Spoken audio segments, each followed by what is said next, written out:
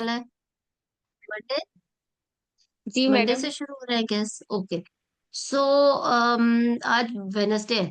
आखिरी 3-4 दिनों की एडवाइस अगेन यही है। अभी आखिरी दिन से पहले तक तो हॉस्पिटल ही जाए। जैसे अगर मंडे को एग्जाम है तो सैटरडे तक। उसकी वजह ये है कि जितना आप लोग बैठो, जितना डिस्कशंस करो, और इससे अच्छा तो कुछ है ही नहीं। अगर उसी किस्म का सिनेरियो या वही टॉपिक ही एग्जाम में किसी भी स्टेशन पे आ जाए तो आप बहुत जबरदस्त बातें बोलोगे, क्योंकि जब आप लोगों का एक ग्रुप में आप पढ़ोगे तो वो हर एस्पेक्ट उसमें कवर हो जाता है। कोई गाइडलाइन कवर कर रहा होता है, कोई प्रैक्टिकल एस्पेक्ट, कोई एग्जामिनेशन, किसी के इन्वेस्टिगेशंस का सेगमेंट स्ट्रांग होता है। तो जब ये बहुत सारे लोग मिलके जब तैयारी अगर करें ना, तो वो टॉपिक का हर चीज फिर वो आपके अंदर आ जाती है। और जब आप वहां जाके प्रेजेंट करते हो तो उससे नो डाउट हर इंडिविजुअल का ग्रुप में फायदा हो जाता है, और वो जब भी जाके वहां प्रेजेंट करेगा तो वो हर एस्पेक्ट में उस चीज के स्ट्रांग होगा। सो अभी घर ना बैठे, हॉस्पिटल्स जाए, मिल के बैठे, ग्रुप स्टडी।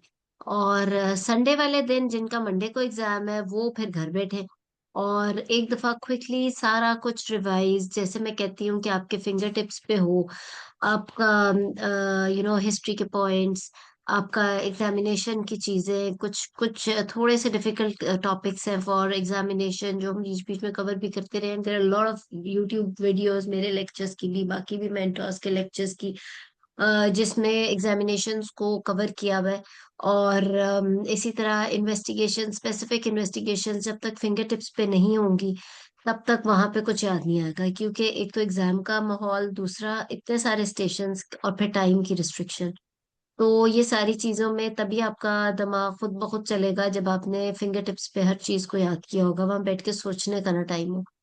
और उसके बाद मैनेजमेंट, फ्रैंकली मैनेजमेंट हर एक को आती है करनी, हर पेशेंट की। मैनेजमेंट तक पहुंचने में ही आपका पास एंड फेल का डिसीजन है।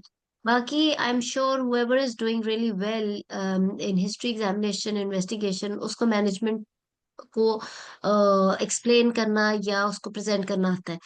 तो द थिंग इज के इसी लाइन पे आपने करना है, तो ये सारी चीजें आखिरी दिन पे रिवाइज करनी है। और अगर छोटी छोटी गाइडलाइंस के कोई रेफरेंसेस याद करने हैं, it really looks very good in exam जब आप कुछ इंसिडेंसेस का जिक्र करके बात करते हो। इन्वेस्टिगेशंस की अगर एग्जामिनर ने आपसे बात कर लिया, फॉर एग्जांपल बायोप्सी, कि इस तरह क्यों नहीं, इस तरह क्यों, या क्या, तो it it really looks very good अगर आप उसको इंसिडेंट्स के पॉइंट ऑफ व्यू से करो। जैसे कि आपका ओके, ब्लाइंड डीएनसी की सेंसिटिविटी या सैंपल अटेन करने की कैपेबिलिटीज 40%, 80%, पिपेल की 40% है, और हिस्टेरोस्कोपिक एंडोमेट्रियल सैंपलिंग की 97% सेंसिटिविटी है। तो ये इस तरीके से अगर आप बात करो तो आपकी बात की वेटेज बहुत बेहतर हो जाती है। तो वो छोटे मोटे इंसिडेंसेस रिवाइज कर लें। और जो टॉपिक कोई मुश्किल लगे वो तो आखिरी दिन बैठ के वो करना है आपने। ठीक है। किसी ने कोई क्वेश्चन, कोई सिनेरियो, कोई बात?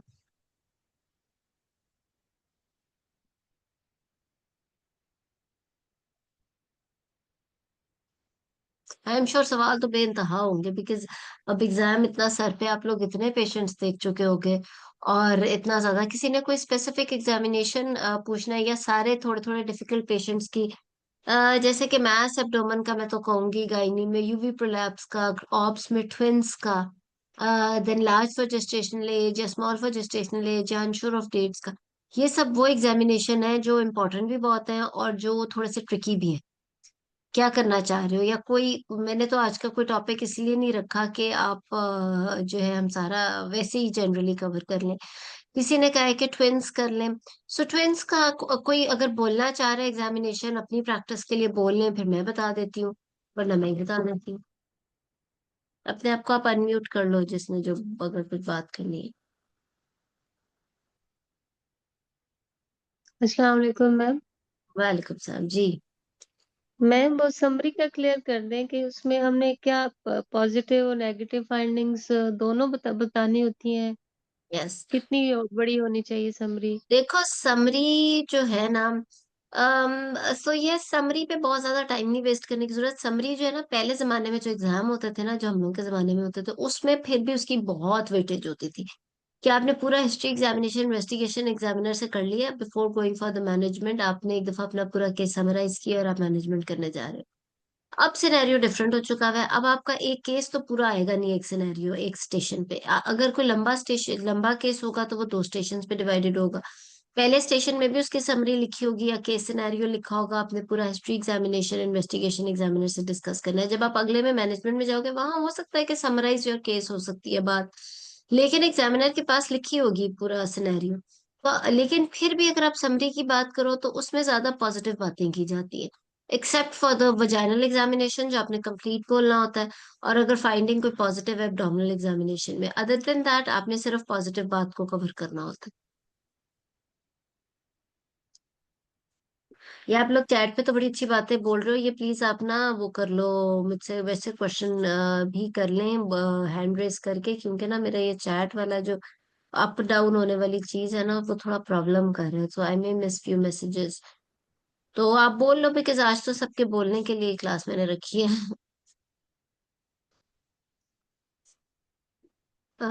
डॉक्टर शाइस्ता कुछ क्वेश्चन कर रही है, पहले वाला क्वेश्चन ना ऊपर चला गया है तो वो प्लीज आप बोल के कर लो। कोई एग्जामिनेशन से आई डोंट नो, आप लोग बहुत परेशान होते हो, होना भी चाहिए वेरी फ्रैंकली, क्योंकि गायनी में एग्जामिनेशन, गायनी ऑब्स में तो बहुत ही ज्यादा एग्जामिनेशन हमारा डायग्नोस्टिक होना चाहिए। हमारा इतना जबरदस्त एग्जामिनेशन होना चाहिए क्लिनिकल प्रैक्टिस में भी, और एग्जाम में एग्जामिनर को भी नजर आए कि आपका क्लिनिकल एग्जामिनेशन इतना अच्छा है कि यू डोंट इवन नीड और you're not depending on ultrasound, very frankly. इतना अच्छा एग्जामिनेशन होना चाहिए।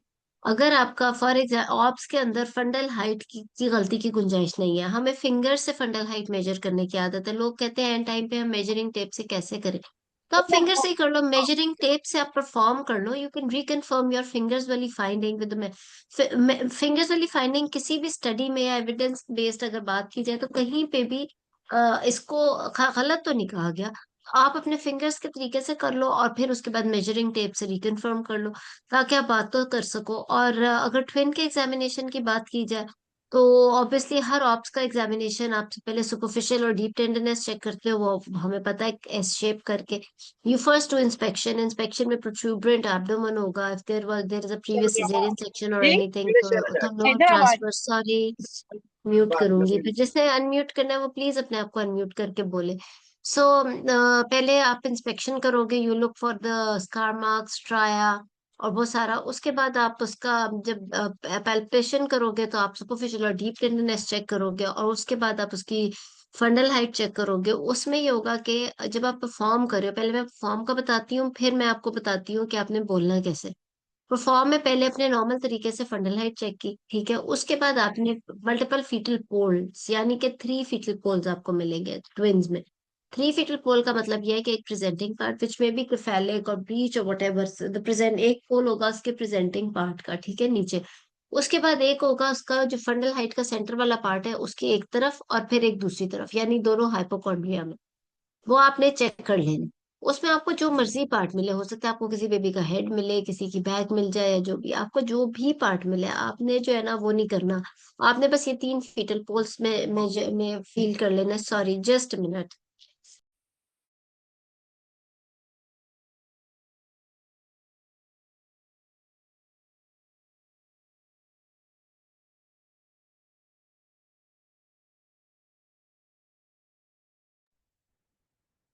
तो आपने वो फीटल पोल्स मेजर कर लेना है। उसके बाद आपने उसका multiple fetal parts, because obviously amount of liquor या estimated baby weight of each twin तो आप नहीं मेजर कर सकते, बस आपने मल्टीपल फीटल पार्ट्स देखे, palpable contraction at the same time when you are doing abdominal examination, आप साथ साथ देख रहे होते हो कि कॉन्ट्रैक्शन तो नहीं है। और फिर आपने ऑस्कल्टेशन, ऑस्कल्टेशन में आपने फीटल हार्ट चेक करने। ट्विन की जो डेफिनेशन है ना वो है कि आपको दो डिफरेंट डायरेक्शंस में, यानी कि एक अगर आपको किसी lower right half of the abdomen में मिला है तो दूसरा आपको upper left half of the abdomen में मिलेंगे। At the fetal heart rate का जो डिफरेंस है, it should be at least 10 to 15 beats per minute. यानी अगर आपको नीचे लेफ्ट आइलियक फोसा में या राइट आइलियक फोसा में जाके आपको एक फीटल हार्ट मिले हैं जो कि 140 बीट्स पर मिनट है, जो आपने पूरे 1 मिनट के लिए देख करने हैं, तो जो दूसरा आपने अपना फीटोस्कोप रखा है उसके एग्जैक्ट ऑपोजिट रखोगे तो आपको 150 या 155 बीट्स पर मिनट मिलने चाहिए। और जब आप बोलोगे तब भी आप इसी तरह बोलोगे कि मुझे यहाँ दो जगहों पर ये मिले हैं, विच मीन्स के दो डिफरेंट फीटल हार्ट है, और ऑपोजिट डायरेक्शंस में है, और more than 10 to 15 beats per minute है, विच विल डिफाइन के ये सेम फीटस का फीटल हार्ट नहीं है, एक ही बेबी का नहीं है। तो this is how you do twin का एग्जामिनेशन। और जब आप बता रहे होते हो तो आप ऑब्वियसली इसी तरह बोलते हो कि on inspection abdomen is protuberant and with a healthy scar mark, low transverse scar mark of previous scar या keloid या जो भी, और stria I can see, and linea nigra is also there, and the abdomen is moving in a normal way with the breathing। और उसके बाद आप उसका जब palpation करते हो तो there is no superficial or deep tenderness present। Fundal height is for example 34 centimeters, and 3 fetal poles were felt, and amount of liquor and estimated baby weight cannot be commented because of the multiple fetal parts felt. There are no palpable uterine contractions present. I could hear fetal heart on the left side lower abdomen, first twin 140 beats per minute, and on the upper right quadrant of the abdomen the second twin। और presenting part अगर बता सकते हो तो जरूर palpation में बोल देना कि presenting part of first twin is cephalic, और अगर नहीं भी बता सकते तो दैट्स ओके। सो आपने इसी तरह से, यानी कि आपने मल्टीपल तीनों फीटल पोल्स पैल्पेट भी करने हैं, बोलने भी है, और आपने फीटल हार्ट भी इस तरह से बोला। और जब आप दो डायरेक्शंस ऑपोजिट डायरेक्शन में more than 10 to 15 beats per minute के डिफरेंस से फीटल हार्ट बोलोगे तो दैट विल शो कि आपको पता है कि ट्विन को पता कैसे करना है कि ट्विन है, यानी कि एक ही फीटस के फीटल हार्ट को नहीं उधर घुमा के आपने चेक कर लिए। ठीक है, ठीक हो गया। सो इस तरीके से करना है। किसी ने और कोई क्वेश्चन? जी। एक्सक्यूज मैडम, एक आपने अपर राइट क्वाड्रेंट में बताया और दूसरा कहाँ पे बताया? मतलब जहां भी मैंने left lower quadrant exact opposite, कई दफा हम लाइकस के दोनों तरफ ऑपोजिट डायरेक्शंस में मिलते हैं। Okay madam, thank you.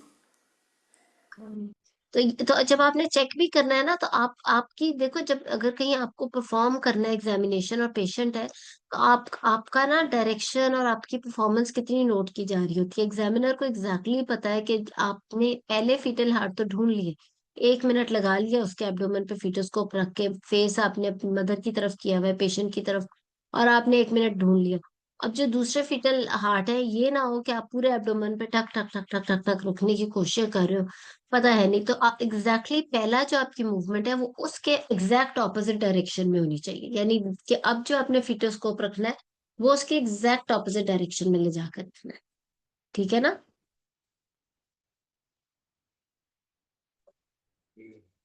Madam Shaista ने कोई क्वेश्चन किया? जी। जनरल फिजिकल एग्जामिनेशन में लिम्फ नोड्स देखने होते हैं गायनी और ऑब्स दोनों पेशेंट में। देखो, जब आप ब्रेस्ट एग्जामिनेशन करते हो ना, तो उसके अंदर आप एक्सिलरी टेल तक देख लेते हो, बहुत डिटेल में एक्सिलरी लिम्फ नोड्स नहीं आपने देखने बैठ जाने। हाँ, आप ये वाले लिम्फ नोड जरूर देख लो, ये और ये नेक वाले, और उसके बाद आप ब्रेस्ट एग्जामिनेशन करो, और कार्डियोवास्कुलर एग्जामिनेशन। अगर किसी ने एक्सिलरी लिम्फ नोड्स कंप्लीटली देखना है तो वो भी देख ले, एक्सेप्ट के पेशेंट की हिस्ट्री है कोई सी ब्रेस्ट की, या मैस पैल्पेबल मैस आपको मिल जाता है ब्रेस्ट में, या वो। और उसके बाद आप बहुत ज्यादा इन चीजों में बेशक ना भी करो, बट अगेन अब इनग्वाइनल लिम्फ नोड्स होते हैं, उसकी एग्जैक्ट लोकेशन और ये वो, उस तरफ बेशक आप ना भी जाओ, you can just proceed with your abdominal examination. ठीक है मैम।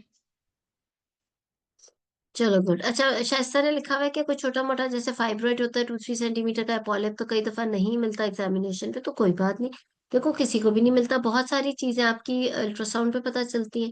आप लेकिन आपका जो एब्डोमेन और पेल्विक एग्जामिनेशन है, it should be very very correct. और जब आप बता रहे हो स्पेशली पेल्विक एग्जामिनेशन, तो मतलब इस हद तक करेक्ट कि आपको एग्जैक्टली पता हो कि जब आप यूट्रस को पेल्पेट कर रहे हो तो आप क्या चार चीजें देख रहे हो। आप उसका साइज देख रहे हो, डायरेक्शन देख रहे हो, यानी एंटीवर्टेड है या रिट्रोवर्टेड है, आप उसकी मोबिलिटी देख रहे हो, टेंडरनेस देख रहे हो। ठीक है, and then you should know कि अगर इनमें से कोई भी एक फीचर उसका एबनॉर्मल है, यानी कि फॉर एग्जांपल उसका साइज मोर देन नॉर्मल है, या फिर उसका साइज उसका मोर देन नॉर्मल साइज आ गया, या फिर उसका उसमें टेंडरनेस आ गई है, तो इट मीन्स कि आपने अब उस एक फीचर को मजीद इलेबोरेट करके एग्जामिनेशन में भी देखना है और बोलना भी है। यानी कि जब आप उसका एग्जामिनेशन कर रहे हो और uterus for example 10 week size आ गई है, then you have to comment on the consistency of the uterus, its tenderness, its contour, borders, ताकि आपके एग्जामिनेशन से ये चीज डिफाइन हो कि क्या ये फाइब्रॉइड का केस है या ये एडिनोमायोसिस का केस है। अगर फॉर एग्जांपल आपने 10 वीक साइज कहा और एडिनोमायोसिस है, तो then you will obviously be saying कि सॉफ्ट इन कंसिस्टेंसी और टेंडरनेस है, रेगुलर कॉन्टूर्स है, स्मूथ सरफेस है। अगर आप ये बातें नहीं बोलोगे पेल्विक एग्जामिनेशन में, लेकिन आपने साइज यूट्रस का 10 वीक्स लिखा है, बोल दिए, आपने कहा 10 वीक साइज यूट्रस है, एंटीवर्टेड है, मोबाइल है, फॉर एग्जांपल टेंडर है, चलो, और एंटीवर्टेड है, और आप आगे चले जाते हो, तो this is totally N incomplete examination. इसमें आपको कोई पॉइंट मिलने वाली बात नहीं है, बिकॉज अगर आपको एक एबनॉर्मेलिटी मिली है तो एग्जामिनेशन में उसका फर्दर डीडी भी तो बोले ना। यानी पेशेंट का यूट्रस 10 वीक साइज है, regular surface border contour and then smooth consistency, tenderness, इससे इतना जबरदस्त आपका आता है एक इम्प्रेशन कि आपको एक एबनॉर्मल फाइंडिंग मिली है, तो आपने उसका भी एग्जामिनेशन के दौरान आगे डीडी बनाया और ड्यूरिंग एग्जामिनेशन इस चीज को फर्दर डिफाइन किया कि ये फाइब्रॉइड की वजह से साइज बढ़ा या एडिनोमायोसिस की वजह से। तो इसलिए आपका जो एग्जामिनेशन है ना आपकी अपनी फील्ड का, उसमें 1% की भी माफी नहीं है, वो बहुत ठीक होना चाहिए और उसको इतना इजी नहीं लेना। हमें लगता है कि हम ओपीडी में कोई 50 पीवीज तो रोज करके उठते हैं अपने हॉस्पिटल के ओपीडी में, और हम एब्डोमिनल, लेकिन आई थिंक वो जो 50 पीवी पर डे आपने किए होते हैं वो आपने शायद इस पॉइंट ऑफ व्यू से नहीं किए कि जब आपको कोई एबनॉर्मेलिटी मिल रही है तो आपने वही डीडी बना के उसके सारे फीचर्स पूरे करने हैं, नंबर 1। नंबर 2 ये कि if you for example find some positive finding in your abdominal examination, for example you think there is a mass, आपने when you are doing that examination at the same time आपका, जिसे कहते हैं ना, examination करते हुए नियत ये भी होनी चाहिए कि आपको आइडिया है कि अब ये मैस सर्जरी से निकलना है।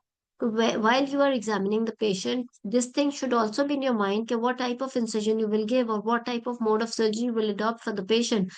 Can it be done through laparoscopy, or if you think that open surgery is important for her, then can you are you going to give the transverse incision, or patient will need a vertical incision or whatever? तो ये जब आप examination कर रहे हो तभी आपको ये आइडिया हो जाना चाहिए। यानी कि अगर बेशक एक मैस बड़ा है बट मोबाइल है और there is no previous history of any surgery, then the transverse incision can be very good for her, etc etc। तो आप जब एग्जामिनेशन कर रहे होते हो आपका दिमाग साथ साथ इसलिए भी चल रहा होता है। मैंने आपसे ये कहा कि when you are examining a patient in your real examination, यानी अपने एग्जाम में भी जब आप एग्जामिन कर रहे हो या फिर क्लिनिक में बैठ के एग्जामिन कर रहे हो, तो आपका एटीट्यूड और अपने लिए भी ऐसे ही होना चाहिए, अगले को भी यही पता चले कि you don't need an ultrasound further, मतलब you are so sure about your examination. तो ये इतना इंपॉर्टेंट है आपका गायनी का, एनॉप्स का, एब्डोमिनल और पेल्विक एग्जामिनेशन बहुत इंपॉर्टेंट है। ठीक है। मैम जो एडनेक्सल मैस होता है उसको हम हाथों से जब मेजर कर रहे होते हैं तो उसको अंदाजे से हम उसका साइज का आइडिया लगाएंगे या उसको मेजरिंग टेप से करें? ये मैं अपने क्लास में बड़ी दफा बता चुकी हूँ, एक दफा फिर कराऊंगी रिवाइज। उसकी वजह ये है कि बहुत इंपॉर्टेंट बात है। Always remember, you talk in terms of exact examination, जैसा कि सेंटीमीटर्स में तब बात करते हो जब कोई बोनी लैंडमार्क हो, जैसे कि प्यूबिक सिम्फिसिस है।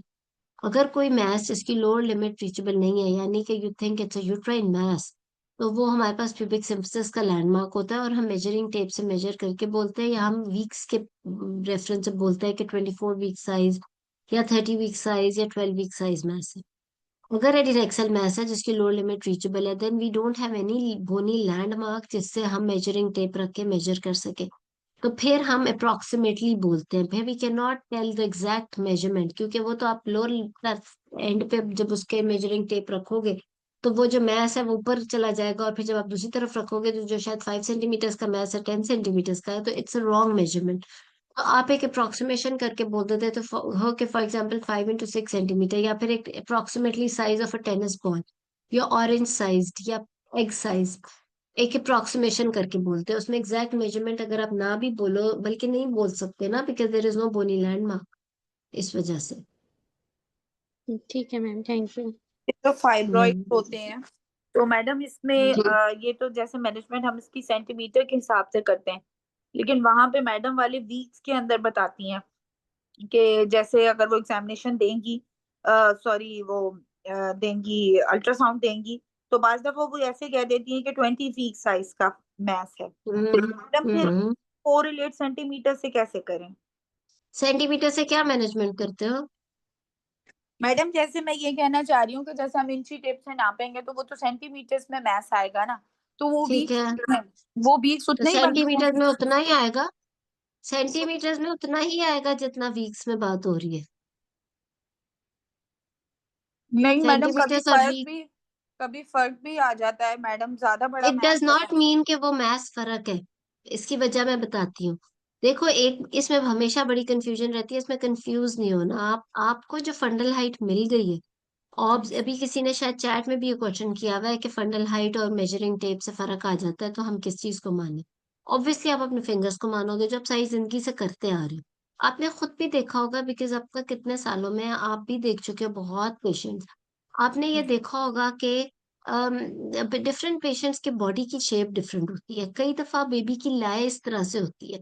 There may be many many things जिससे मेजरिंग टेप का एरर बहुत ज्यादा आ भी सकता है।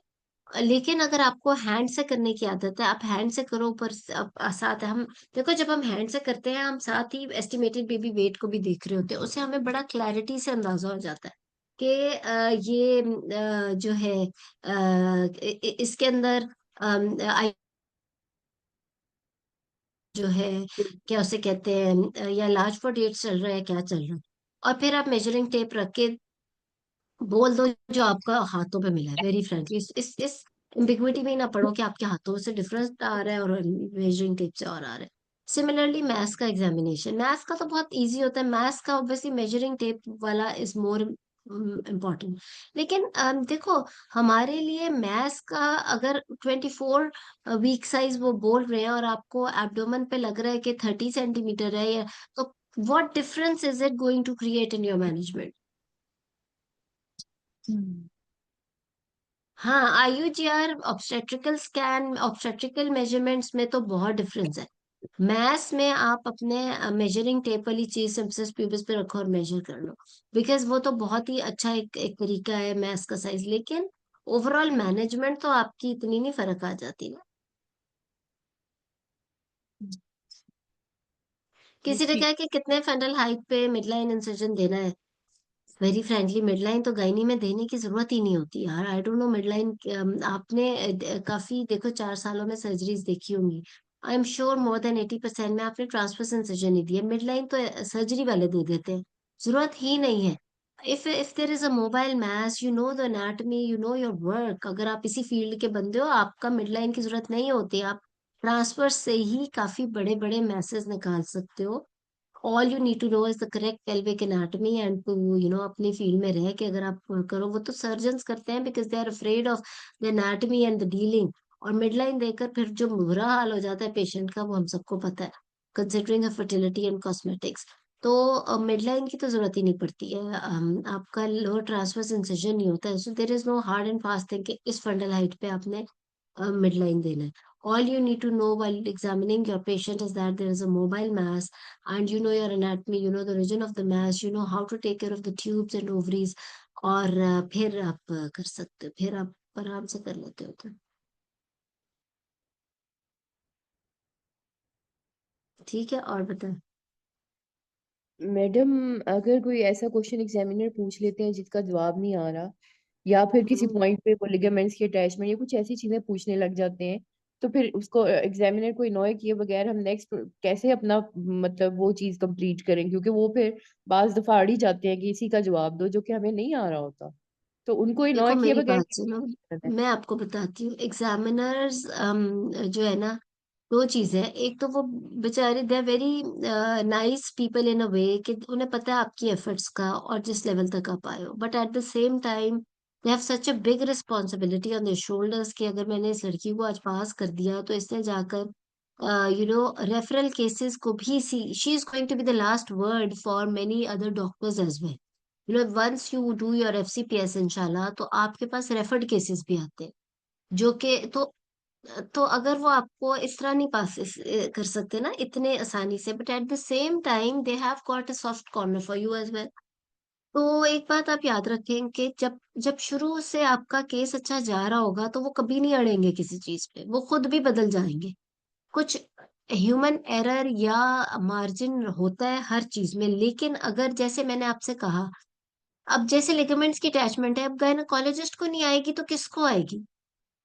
मतलब आप अगर एफसीपीएस कर रहे हो तो कुछ चीजें हैं जिसमें माफी बनती नहीं ना। अब जैसे अगर आपको मैंने बताया कि पेल्विक एग्जामिनेशन है, अगर कोई एब्नॉर्मेलिटी मिली है आपको तो you can not just go ahead with, आप उससे आगे क्रेडिनेक्सा पे जा ही नहीं सकते जब तक आप उस एक एब्नॉर्मेलिटी को इलेबोरेट नहीं करके मजीद डीडी करके उसका एग्जामिनेशन नहीं बोलते हो।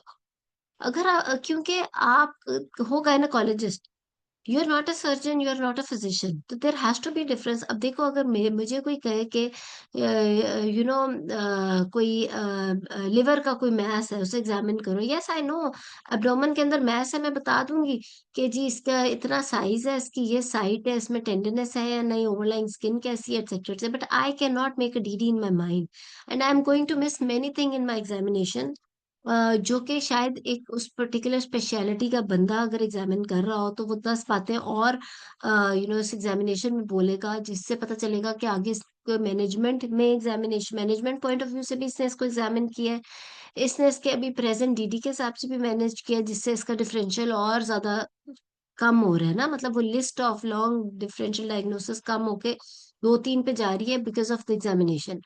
तो सिमिलरली अगर आप इन चीजों में ब्लंडर मारोगे तो फिर तो वो वाकई आपको ऐसी ऐसी चीजों में अड़ा सकते हैं कि आप खुद भी हैरान हो जाते हो कि पेल्विस की एनाटॉमी में इतना कुछ है। तो क्योंकि उनको पता है कि उन्होंने ऐसे बंदे को पास करना है जो कि कल को जाके बहुत सारी चीजों की जिम्मेदारी उसके ऊपर आने वाली है। तो इस वजह से कभी भी इलॉजिकली वो नहीं अड़ेंगे। अगर वो अड़ जाए तो समझ लो बुरा टाइम शुरू हो गया। इसका मतलब ये है कि एक सॉफ्ट कॉर्नर वाला बंदा भी अड़ गया कि ये नहीं ठीक, ये तो जब तक बहुत ही अच्छा नहीं चलेगा काम फिर नहीं पास होगे। तो इसलिए बेहतर है शुरू से ही अपने आप को इतना इम्प्रेस करा दो उनको कि वो छोटी मोटी बातें खत्म कर दें। और अगर आप फ्रैंकली कैंडिडेट को खुद सॉरी करके टॉपिक नहीं बदलने की जरूरत पड़ती, एग्जामिनर खुद ही बदल देते हैं अगर उन्हें लगता है कि कैंडिडेट इस काबिल है। वरना कैंडिडेट तो खुद बदले तो वो दोबारा वहीं पे आ जाएंगे, वहीं पे। यहाँ तक कि पूरा ट्रैक भी डिफरेंट करा सकते हैं। यानी पेशेंट का केस ही कुछ और था and they have decided that this person you know may be not capable enough कि अभी इस वक्त इसलिए जाकर ये जिम्मेदारियां उठाए, तो वो इस काबिल ही नहीं करते कि कहीं से भी हो। तो इस वजह से you have to be very up to the mark. कुछ स्टेशंस हैं उसमें कुछ एरर का चांस रखा जाता है, जो कि बहुत रेयर और बहुत ही अनयूजुअल सिनेरियोज आते हैं। वो इसलिए रखा जाता है मार्जिन का चांस क्योंकि वो अनयूजुअल सिनेरियोज जिंदगी में भी आपको अनयूजुअली मिलेंगे। Always remember exam is not different from your clinical practice at all. ये एक छोटा सा प्रैक्टिस है आपकी, आगे जो आपने जाके सारी जिंदगी क्लिनिकल काम करना है। This is exactly what is going to happen in your life throughout. और फिर जब आप करोगे तो आपको याद आएगा कि exam it self was a part of training actually. यानी कि जो रेयर सिनेरियोज है जिसका अगर स्टेशन हो, उसमें फिर भी गलती की गुंजाइश का बहुत रखा जाता है। लेकिन वो गलती की गुंजाइश तब कवर होती है जो कॉमन सिनेरियोज में आप बहुत अच्छा स्कोर कर चुके होते हो, तो वो उसे कवर कर लेता है। और इसीलिए कहते हैं ना कि कोई अगर ऐसा सिनेरियो आ जाए, स्टेशन आ जाए जिसमें एक पेशेंट में 3 4 5 6 चीजें कोमोबिडिटीज हैं, तो वो पास करना आसान है एज कम्पेयर कि सिर्फ अनीमिया का ही केस आ जाए या फिर सिर्फ फाइब्रॉइड का ही केस आ जाए, एक्सेट्रा एक्सेट्रा। तो इसलिए ऑलवेज रिमेम्बर कि जो कॉमन सिनेरियोज हैं उसमें तो कोई गलती की गुंजाइश नहीं है, उसमें तो आपको 70% ही परफॉर्म करना है। क्या कह रहे हैं पीआईएच में वो तो रिफ्लेक्सेस और क्लोनस आपने चेक करना है ना पीआईएच में, बिल्कुल वो तो वो आपने करना है। हैमर शैमर वहीं पड़ा होता होगा। अब आप हैमर तो नहीं, आप स्टेट से ही मार के चेक कर लेते हो। मुझे तो आई don't remember carrying a hammer in gynae exam ever. तो आप वो कोई इतनी बड़ी चीज है नहीं, वरना ले जाओ हैमर भी। लेकिन वो आप चेक करोगे, जो पीआईएच का एग्जामिनेशन है उसमें तो इम्पोर्टेंट है ना ये चीजें। मैडम डायबिटीज़ में इंसुलिन के यूनिट्स के लिए हम बेसल बोलस रिजीम यूज़ करें कि कैरल जे करें, क्योंकि दोनों में यूनिट्स डिफरेंट निकलते हैं। देखो मेरी बात सुनो, बार बार बताती होती हूँ, ये एग्जाम आपका ना थ्योरी का है कोई नहीं। ये एग्जाम है आपका, आपने पेशेंट को मैनेज करना है। आप जौन सी मर्जी फॉर्मूलाज का नाम ले लो। एक बात तो ये बार बार मैं कहती हूँ, जब आप हिस्ट्री ले रहे हो कुछ भी कर रहे हो, आपने मेडिकल टर्मिनोलॉजीज बोलनी नहीं है, ये सब पास कर आए हो आप। Insulin regime is not, restricted to the formulas only, very frankly. It's very much subjective. It depends a lot on the patient's blood sugar levels along with the weight, of course.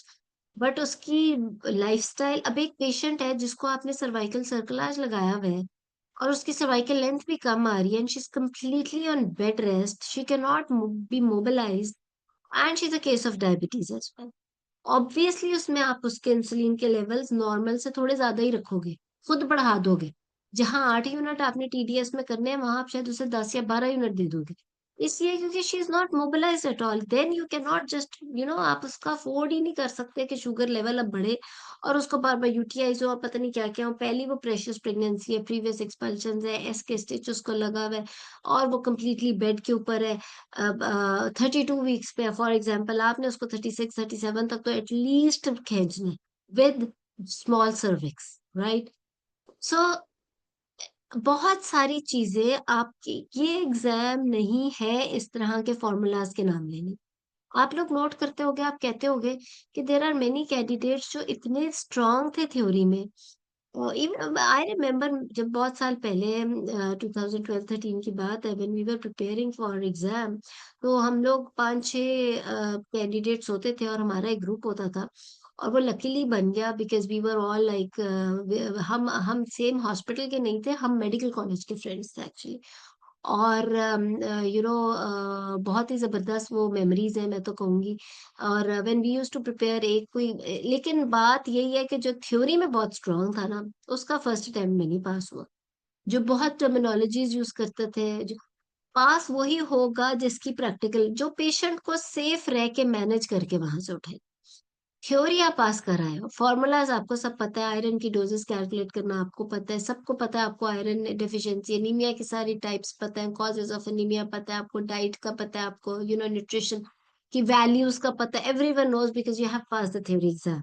Now you are sitting there, and और यही तो फर्क है FCPS और emergency exam का। मैं बार बार यही कहती हूँ, आप इन दो एग्जाम्स को ओवरलैप कर ही नहीं सकते हो, इसलिए लोग हैरान होकर निकलते हैं एफसीपीएस एग्जाम से कि इसमें तो हमारी थ्योरी की कोई बात ही नहीं हुई। It's all subjective. आपने वहां पे बैठना है, आपने वहां पे अपने एग्जामिनेशन से ही माइंड में, when you are taking history, you are not only talking about the focused disease, for example hypertension, you're not just only talking about hypertension, you're talking about that why hypertension in this patient, what was the underlying cause of this hypertension, what is the lifestyle of this patient, how much he understands the treatment, if there is any complication that has occurred to her baby or not, or to the mother or not, and is she aware of the thing, और उसकी circumstances कैसे हैं, that how frequently she can come back to me। आपने अपने country और अपने resources और अपने पॉपुलेशन के हिसाब से जब तक हिस्ट्री ना ली, there is no point in asking about the pre-eclampsia or eclampsia symptoms and all those things। जब आपकी ये वाली हिस्ट्री इस तरीके से पूरी हो गई, उसके बाद जब आपने एग्जामिन किया, ऑब्वियसली एग्जामिनेशन में हमने वही सारी चीजें, जनरल फिजिकल एग्जामिनेशन से, remembering that hypertension is also cardiovascular disease. So आपने इस चीज को कंसिडर करते हुए कि you don't know if she is chronic hypertensive और she is having PIH because we don't have the previous record.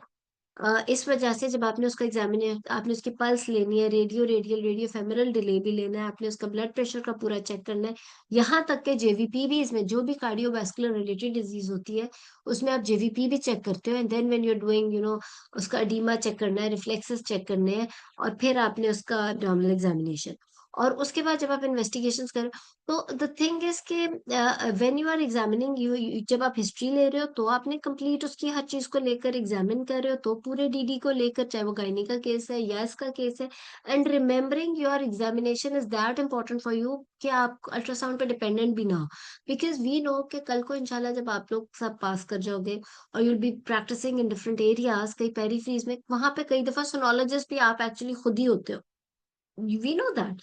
तो आपकी examination finding has to be this good कि आपका ना सिर्फ आप एग्जामिन करते हुए अपने डायग्नोसिस की तरफ पहुंच रहे हो, बल्कि एग्जामिन करते हुए उसकी मैनेजमेंट भी माइंड में लेके चल रहे हो कि आपने उसको सर्जरी करनी है या आपने उसे कंजर्वेटिवली ठीक करना है। सर्जरी करनी है तो कौन सा इंसिजन इसमें ठीक रहेगा, ताकि पेशेंट को आप पहले ही काउंसल कर दो कि ये मैं करने जा रही हूँ जिसके ये चांसेस है।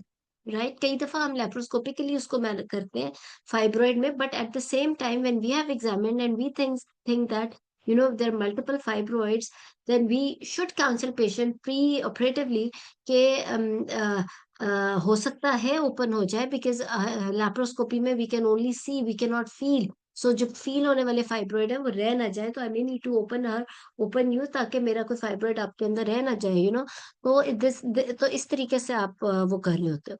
तो इसलिए जहां तक आपने इंसुलिन के फॉर्मूलाज की बात की, yes you should know that, आपको एक आधा फॉर्मूला याद हो तो अच्छी बात है, but always do whatever you have been doing in your wards, क्योंकि ये वो चीज है जो कि एग्जाम में देखी ही सिर्फ हो जाएगी। आपने वार्ड में रह के जब इतने पेशेंट इन रिसोर्सेस में रहकर इसी पॉपुलेशन में मैनेज किए हैं, तो वो बिल्कुल ठीक मैनेज हुए हैं। अल्लाह का शुक्र है, with the minimal, I am sure morbidity mortality is very less, अल्हम्दुलिल्लाह। तो आप उसको उसी तरह ही लेके चलोगे, तो कभी भी आपके वार्ड में खड़े होके ये बहस नहीं हुई राउंड में कि इसमें इंसुलिन को लगाने का फॉर्मूला क्या यूज हुआ। But your seniors when they are doing rounds, they know कि फॉर्मूला क्या यूज हुआ है, बट उसकी डोज मैटर कर रही है, उसकी रूटीन मैटर कर रही है, उसकी डाइट मैटर कर रही है, उसका अपना कंप्लायंस मैटर कर रहा है, उसकी एनी अदर कोमॉर्बिडिटी या complication associated with diabetes on pregnancy matter कर है। सो ये सारी चीजें लेकर आपने मैनेज करना है। ठीक है, तो इस बहस में तो पढ़ना ही नहीं कि किस फॉर्मूला से क्या इंसुलिन की डोज आई है। हाँ, इंसुलिन कौन सी दी है और वो अब आगे कैसे चलेगी और पेशेंट को क्या करना है, वो मैटर करेगा।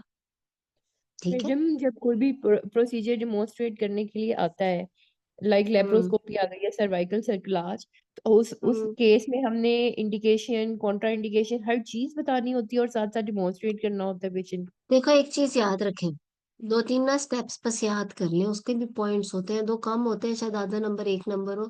आपने पहले प्री ऑपरेटिव प्रिपरेशन करनी है, उसमें आप याद कर लो, किसी ने ABCD करके निमोनिक से बनाए होते हैं, जैसे एनेस्थीसिया, ब्लड कंसेंट, एक rule out indications, Contra indications, LMP, और उसके बाद आप पेशेंट शिफ्ट करो, ठीक है, क्विकली, क्योंकि at times you don't have time, आप प्रोसीजर आप बताना ज्यादा चाह रहे होते हो, तो जब आपने ये दो चार ABCD करके बोल दी बातें, तो ये मोर लेस सब कुछ कवर कर गया।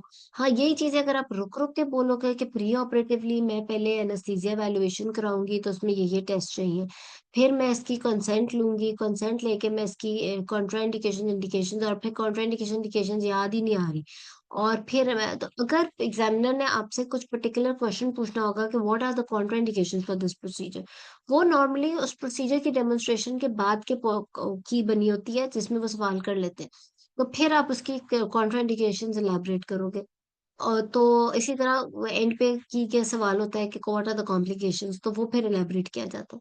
वरना फिर आप ये बोल के फिर पेशेंट, अच्छा, फिर शिफ्ट टू, तो OT के बाद भी दो चार लाइनें का रट्टा मारो, ताकि वो चीज वहां टाइम ना वेस्ट हो, 10 सेकंड से ज्यादा ना लगे वो बोलने में आपको, यानी कि patient is shifted to operation theatre, patient is anaesthetised, जो पोजीशन आपको चाहिए, for example lithotomy, dorsal lithotomy चाहिए वो, सुपाइन चाहिए वो, उसके बाद paint drape, bladder empty, EUA, और फिर सर्जरी प्रोसीड।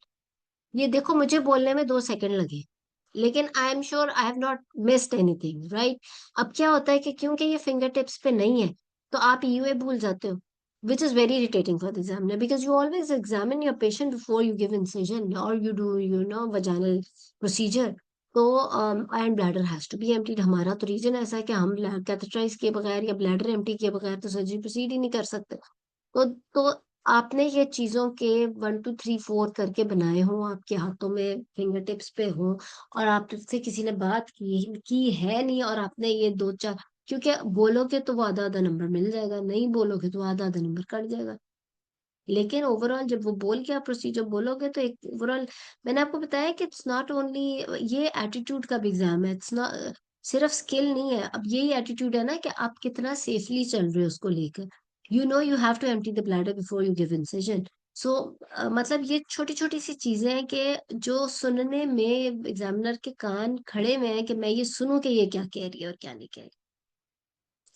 ठीक है, तो दीज आर इम्पोर्टेंट, लेकिन इसमें टाइम नहीं वेस्ट कर सकते आप।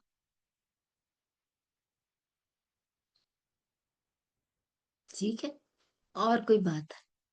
मैडम वजाइनल हिस्टेरेक्टमी में हम पेशेंट को कैथेटराइज करेंगे और कैथेटराइज हम करके रख सकते हैं, लेकिन अगर सिस्टोसील है तो फिर हम उसका कैथेटराइज करके उसको आउट करेंगे और फिर ही करेंगे ना नेक्स्ट स्टार्ट इंसिजन जैसे दे के आप। आपके वार्ड में होता है, दोनों तरीके ठीक है। कुछ लोग कैथेटराइज करके करते हैं सिस्टोसिल, कुछ लोग उसके बगैर करते हैं, कुछ लोग bladder non communal catheter remove करके ब्लैडर साउंड डाल के देख लेते हैं किस लेवल तक ब्लैडर आया हुआ है, कुछ लोग वेसोप्रेसिन लगा के वे ब्लैडर सेपरेट करते हैं, एटसेट्रा एटसेट्रा।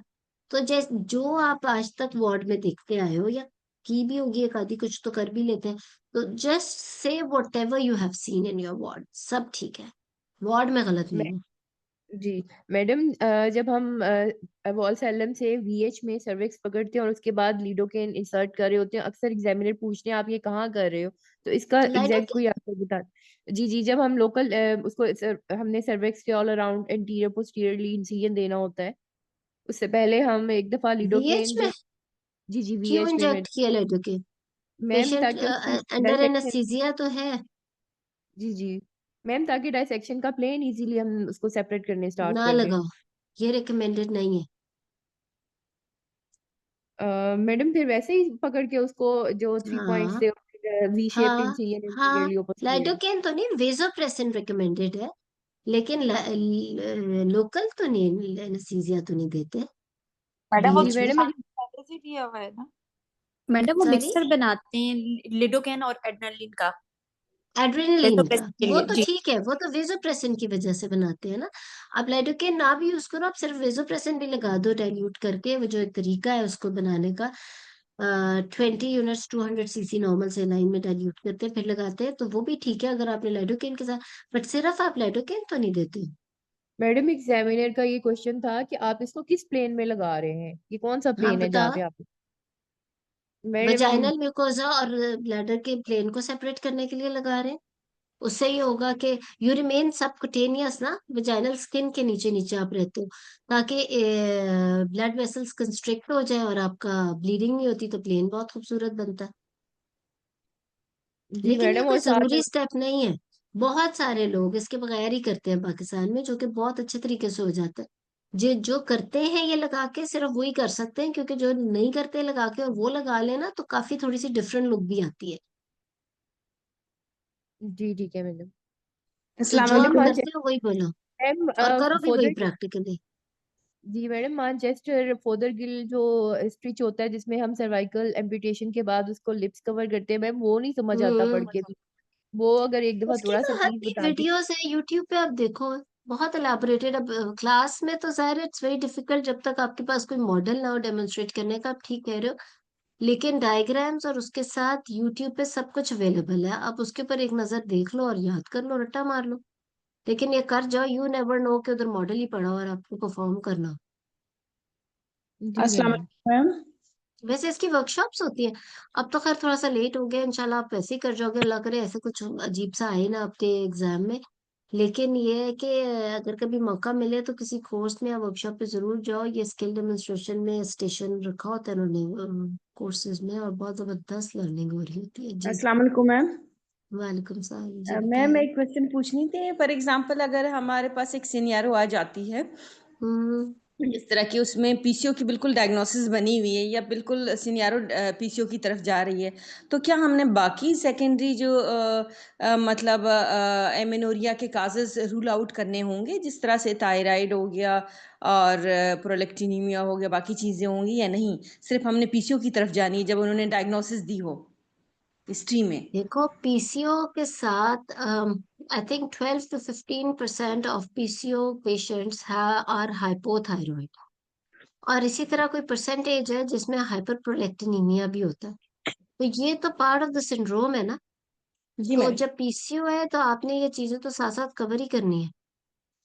इसी तरह ओके सब मैम। फर्टिलिटी, इसी तरह पीसीओ तो फिर एक पूरा सिंड्रोम है, उसमें डिप्रेशन, ये इवन पीसीओ अगर थोड़ा एल्डरली तक पहुंच गया तो उसमें सी ब्रेस्ट के भी चांसेस है, तो फिर शुगर बीपी के भी है। वो तो एक पूरा सिंड्रोम है, वो तो आपने उसके साथ ही कवर कर, पीसीओ उन्होंने लिख दिया तो इसका मतलब है कि लंबा ही काम है अब। अच्छा ओके मैम।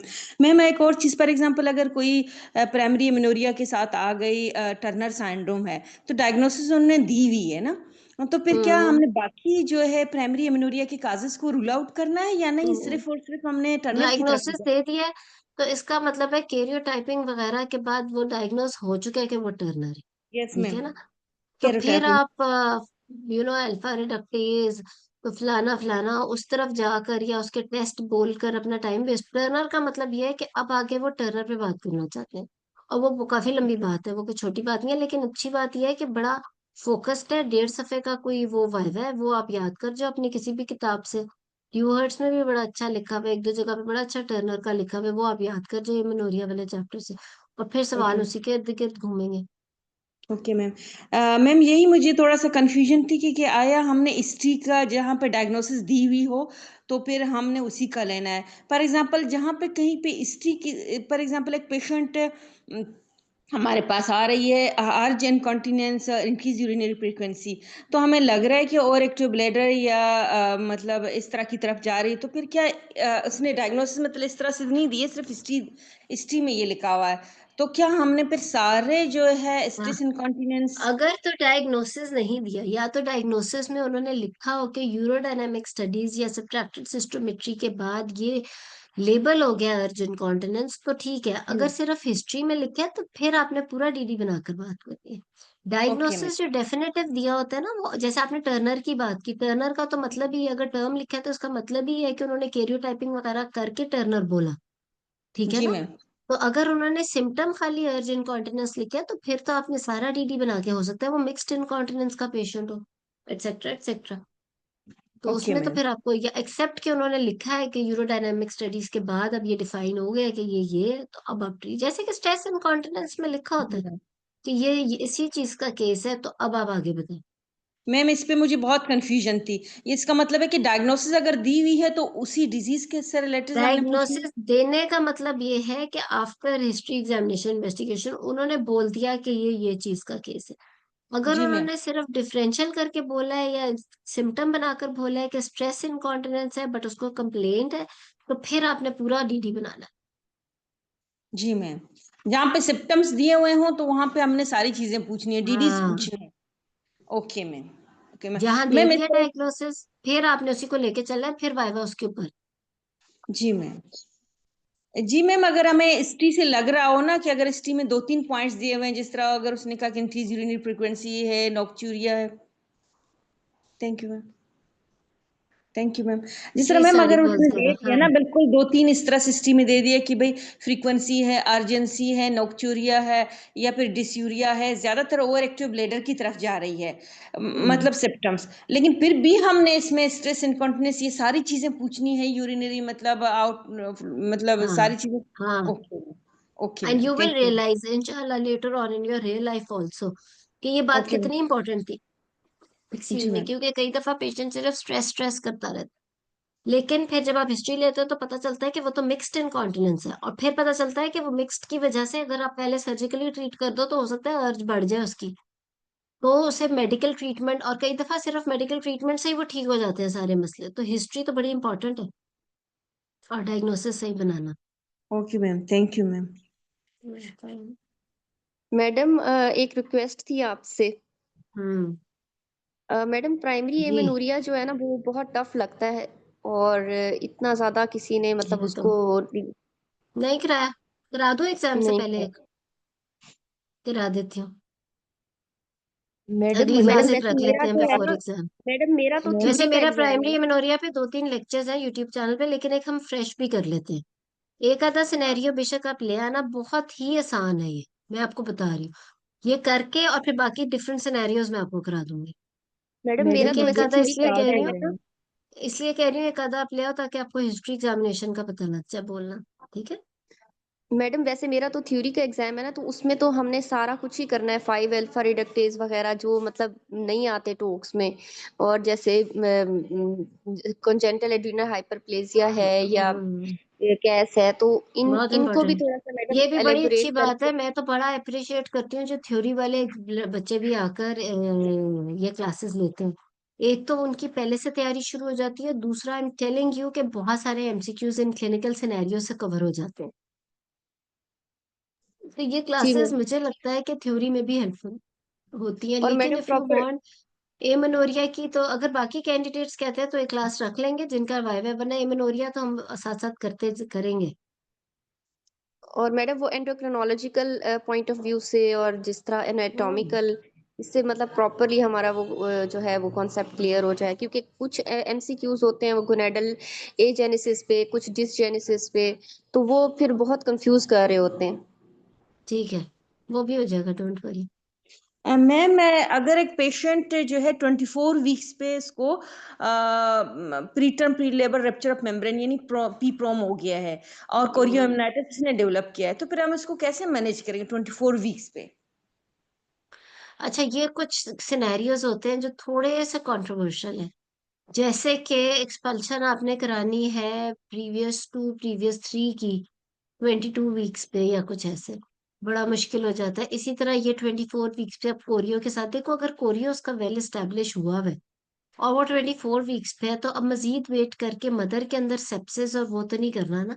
तो फिर तो आप उसे हिस्टोटमी तक ऑफर कर सकते हो अगर वो लेबर में नहीं है और फॉरेन डिलीवर होती नहीं नजर आ रही ma'am with in previous one next नहीं फोर टू है। सिक्स हाँ, मैं अदरवाइज भी बोल रही हूँ कि अगर जी। आपको अगले 4 से 6 घंटों में वो डिलीवर होती नहीं नजर आ रही, तो आप उसको यू कैन प्लान हिस्टोटमी ऑल्सो, क्योंकि आपने मदर को सेफ रखना है, ठीक है।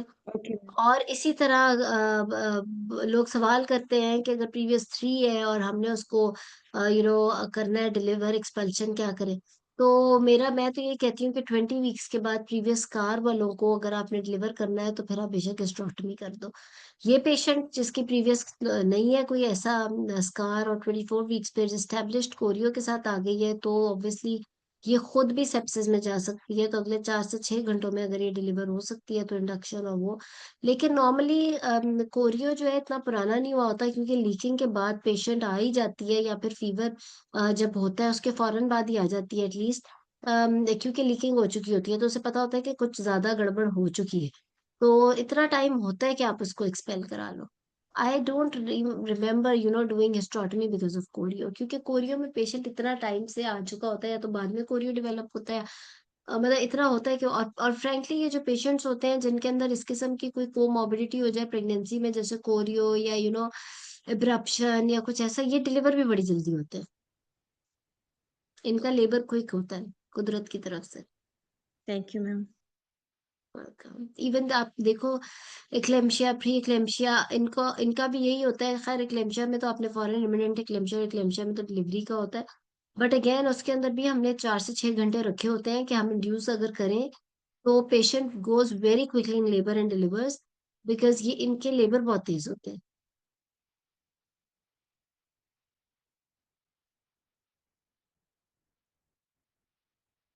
ठीक है, सो गुड।